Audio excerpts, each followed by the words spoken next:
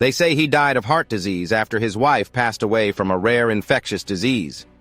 The world was shocked when Hollywood star Gene Hackman and his wife Betsy Arakawa were found dead at their home in Santa Fe just weeks after their deaths. But as the police investigated further, strange signs began to appear, suggesting that someone knew about their deaths before anyone else. What really happened? Was it an accident, or is there a dark secret being hidden? Don't miss the shocking details of this case. Hit like, share, and subscribe now so you won't miss the next exciting video.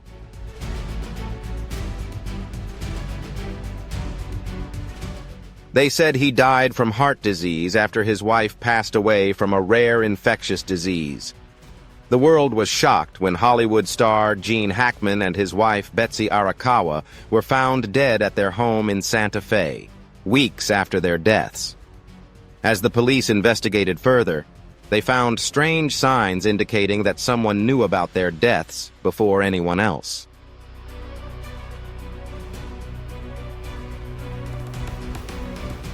Leslie Ann is now the center of attention.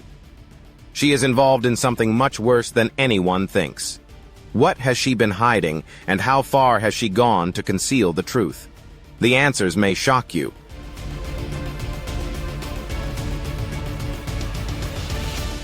The shocking death of actor Gene Hackman and his wife was discovered inside their home in Santa Fe on Wednesday after a neighbor called the police.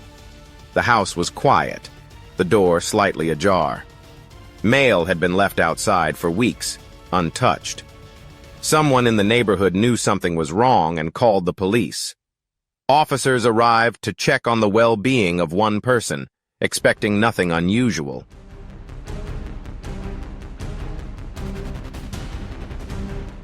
Inside, they discovered something very strange. Gene Hackman's body was found near the kitchen, slumped in an unreasonable way. He hadn't touched the sunglasses that lay next to him as if they had just fallen from his hands. Betsy Arakawa's body was found in the bathroom.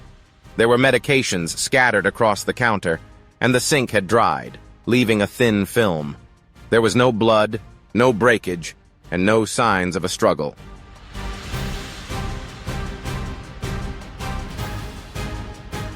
Two healthy dogs were running around the house while one lay dead in a problematic crate. The bodies were not fresh.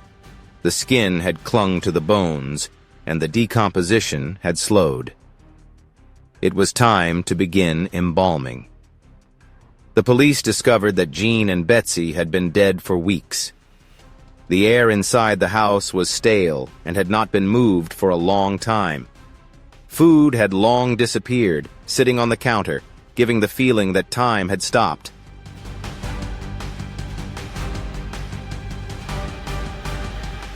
The police had one chilling question to ask.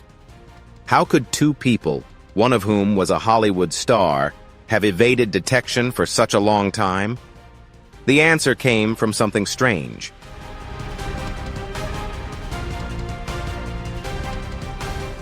Gene Hackman's pacemaker recorded the final action it performed. This information was examined by investigators, making everything seem different.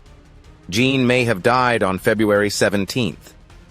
If that's true, the house had been silent for at least 9 days, with no emergency calls, no activity, and no one entering the house. There was still something that didn't add up. Why was Betsy in a different room? If Gene had been unconscious, why didn't she call for help? If she was still alive after he died, more and more questions arose.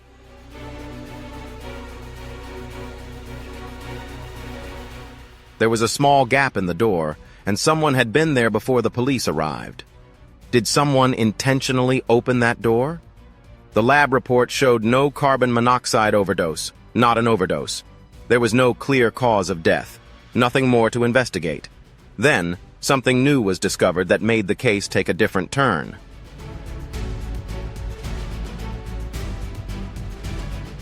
Their records show that Gene Hackman's house had been under surveillance. Someone had been monitoring the house for weeks before he died. Motion was recorded by the security cameras. Strange events occurred on the phone. GPS tracking records revealed some unusual trends before the police arrived. Someone knew what had happened. Surprisingly, the digital trail led straight to that person, Gene Hackman's daughter.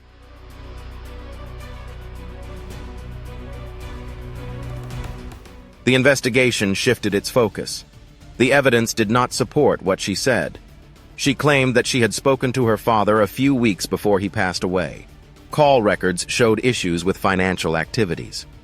The investigators dug deeper and discovered something even stranger. There was more to his death than just his passing, involving documents related to Gene's estate, which had been altered before he was found. Before it could even be confirmed that he had died, someone had already tried to take his money.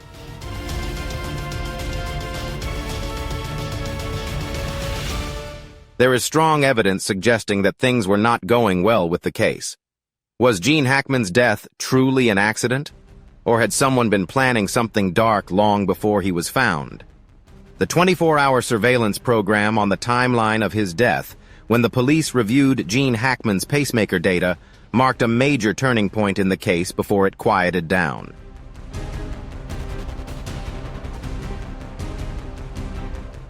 The device recorded a final movement, clearly from the heartbeat sensor, when everything stopped. Everything changed on that day. Investigators searched for signs of life after that day. They reviewed his phone records. No calls, no texts, no web searches. His financial activities had stopped. No bank logins, no credit card purchases. It seemed like he had just vanished.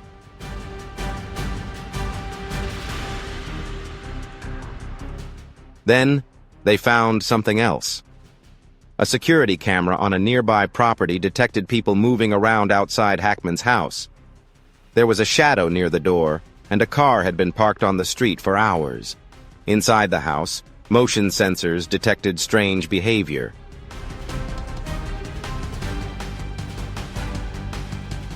At times, the front door never opened, even though people had seen it. But where were they? The police reviewed Hackman's home security system, and the logs indicated something was wrong before he died. The doorbell had been turned off and on multiple times. No break-ins, no emergency calls. Yet something was off. Every day, Hackman did the same thing. Each morning, he walked his dog at the same time, checked his mail, and paid his bills. His life was very routine and easy to plan. Then suddenly, nothing happened.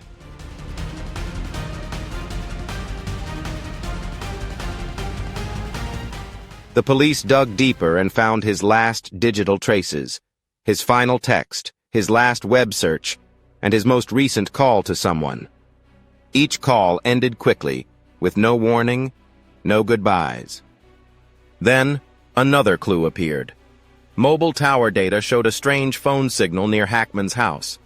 The phone number wasn't registered, as it bounced between hidden towers, making it hard to trace where it truly came from. The signal appeared the night before his heart monitor recorded its final beat. Someone was there. Someone knew what had happened.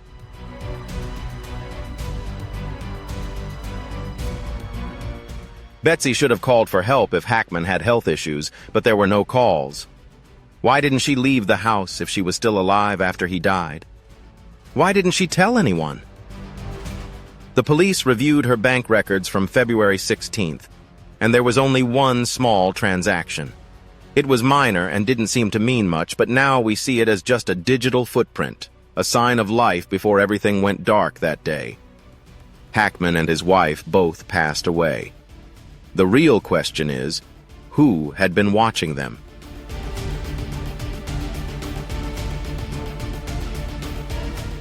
Although the detectives were looking for someone who could have entered the house, someone wanting to take something, that was when they shifted their focus. The tracking records raised some doubts. They were now going to tell the truth. What had she been hiding? The involvement of his daughter, Leslie Ann Hackman, was initially unclear. People had focused on the strange timeline, the surveillance video, and the data from the heart monitor. But as the police investigated further, they found something that changed the entire case.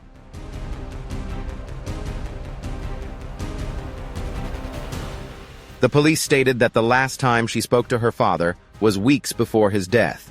Everything seemed fine, with no signs of concern or strange behavior.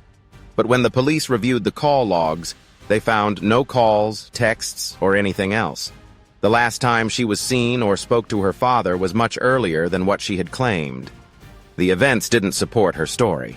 Investigators also examined her bank records. They expected business transactions and normal spending habits, but instead, they discovered something strange. Instead, she had been talking about her father's fortune before.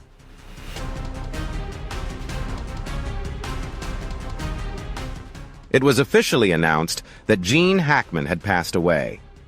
However, there have been many questions regarding the legal aspects and inheritance rights. At a time when no one outside the family believed Hackman had died, documents related to his estate were altered. The key events tied to the timing and these changes have made it impossible for the police to overlook.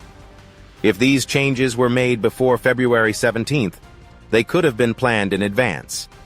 The government began asking tough questions, especially about whether his daughter, Leslie Ann Hackman, knew anything.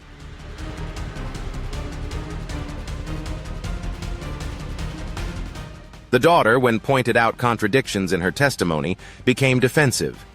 She couldn't explain why there were no records of the calls she claimed to have made. Additionally, she couldn't explain the financial transactions linked to her name. Another strange fact discovered was that Hackman's estate had been discussed with a lawyer at the exact time his pacemaker recorded its final movement. However, no one publicly stated that he had died at that moment. What do you think about the contradictions in her testimony and the strange financial transactions linked to Hackman's daughter? Share your thoughts in the comments and don't forget to like, share, and subscribe to catch more captivating cases ahead.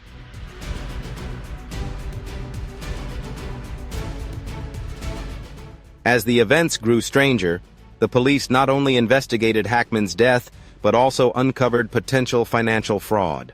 Every discovery pointed to deception, and it was clear this wasn't just an accident. Investigators began to notice the pieces of the puzzle fitting together, and time was running out. Everything could change the entire case when a secret was about to be revealed.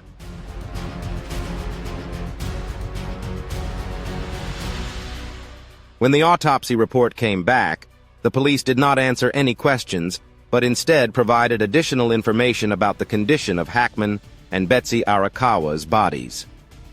Hackman's body showed no signs of injury, no swelling, no broken bones, or scars. Similarly, Betsy's body showed no signs of a struggle or criminal activity. Initially, the idea that they were poisoned by carbon monoxide was ruled out, when no signs of gas leaks or any other causes of death were found. Toxicology reports did not indicate that they were poisoned or overdosed. Although there were no signs of overdose, the police noticed the absence of several important medications Hackman needed due to his past heart issues. He had undergone medical procedures and required medication to manage his condition, but those prescriptions were not found when the police searched the house. This was not simply a case of missing medication bottles. It could also suggest that he had run out of medication or that there was some intervention in controlling his medication.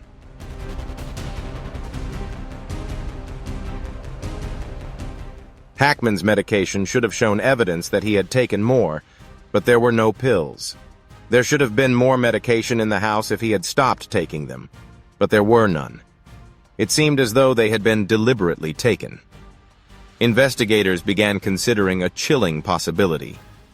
What if Hackman's death wasn't caused by something external to him, but by something much more covert? Perhaps someone had ensured that he never received the help he needed. An attack or carelessness could have been lethal.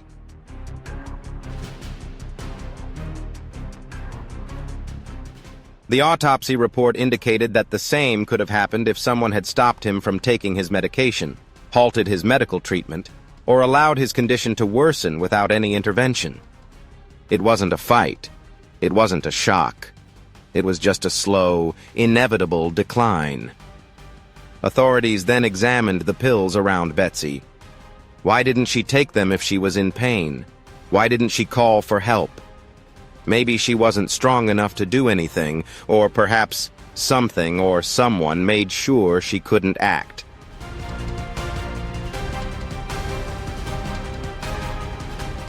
Everything changed when the medication went missing, which pointed to an intention. It indicated that an action had been planned, rather than it being an accident. Now the police were not just investigating a tragic death. The cause of death had yet to be determined. The couple's German Shepherd was also found dead in a bin in the bathroom. They began to consider the possibility of a carefully thought-out plan, one built around someone who had everything to gain from taking ownership of the property.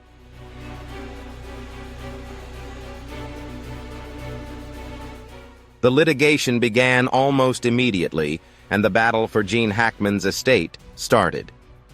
His wealth, accumulated over decades of success in Hollywood, was now entangled in lawsuits. Even before his death, investigators had discovered suspicious activity related to his assets. But when they reviewed his will, they were truly shocked. There were blank pages, and important information had been altered before Hackman was officially declared dead. Someone had tampered with the documents, and it was inevitable that Leslie Ann Hackman's name appeared throughout the records. She had been curious about her father's money for a long time before his body was found. Her lawyer admitted that she had tried to alter the inheritance.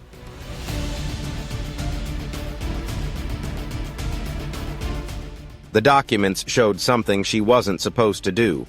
However, the papers and transactions indicated that someone had been preparing for the transfer of assets for a while. Currently, a will had been drawn up by the police, reviewed, altered, and sent to a lawyer for consideration while Hackman remained missing. It was clear that Leslie Ann was involved. Were they clever? Or did she already know her father was dead? Legal experts disagreed on the changes.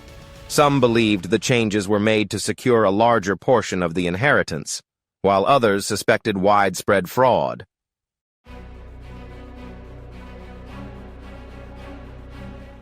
If Leslie Ann was preparing for her father's death, what else had she been preparing for?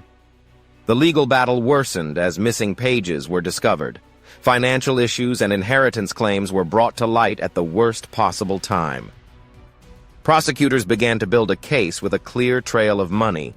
This story was about more than just state rights. It was about lies, greed, and how far someone would go to obtain wealth.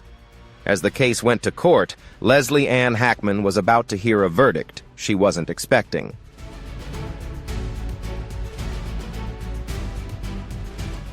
Leslie Ann Hackman's suspicious behavior raises troubling questions. 24-hour surveillance uncovers the truth. Current research primarily focuses on Leslie Ann Hackman. Too many red flags have been raised by her involvement in the real estate battle. The police need to know what happened, so they've kept an eye on her 24 hours a day. Every move is being tracked. Every phone call, email, and financial activity is being scrutinized. What they found made them feel terrible.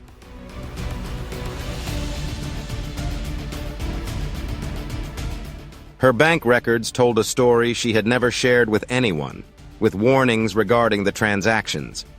Cash had been transferred to various banks, and there were withdrawals made in such small amounts that they were hard to trace. These changes appeared to have been made at an odd time. Some things had occurred before Gene Hackman was even believed to be dead. Private emails had been read by investigators, and messages sent to the lawyer suggested something unsettling. Leslie Ann had previously mentioned her estate, and there seemed to be a reason for the public to know about it. On paper, her father was still alive when she spoke to the lawyer about estate claims, as if she had been preparing for something she knew was going to happen.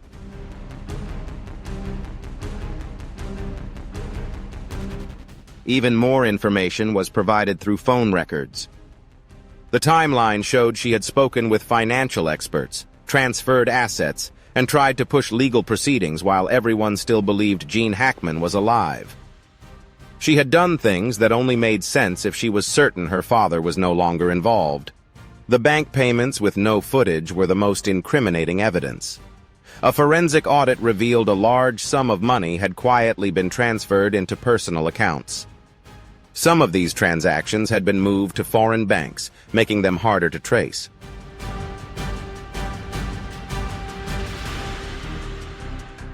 Leslie Ann had been transferring money long before she was allowed access to those funds. At this point, it's no longer just speculation. Evidence from surveillance activity, financial records, and legal investigations all point to the same conclusion. This is not just a daughter dealing with her own pain and managing her father's business. This is a carefully planned scheme to make money.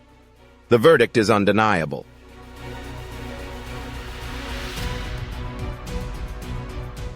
Evidence shows that someone was involved with bank records, surveillance footage, and altering legal documents before her father was officially declared dead. Leslie Ann Hackman had planned to make money. The investigation uncovered a pattern of lying, fraud, and obstruction. It was time for justice to be served. They called the police, and she was arrested, charged, and immediately jailed. The prosecutors wasted no time. The case moved through the court system like a carefully crafted puzzle, with each piece showing how she attempted to deceive the system.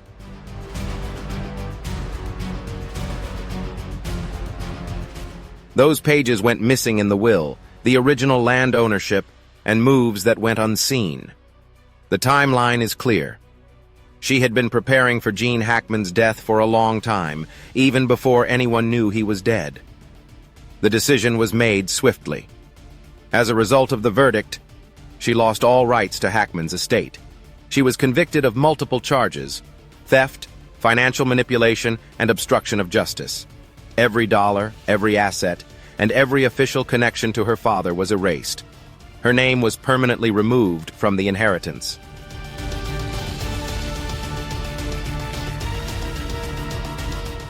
She had set everything up.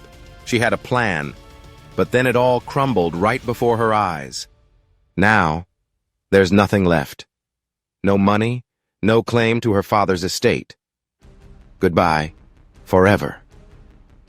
But even after the verdict was delivered, there were still questions. What really happened in the final days of Gene Hackman's life? Leslie Ann just took advantage of the opportunity. Though the case has ended, the secrets remain, and some believe the full truth has yet to be revealed. The truth behind Gene Hackman's final days may never be fully known.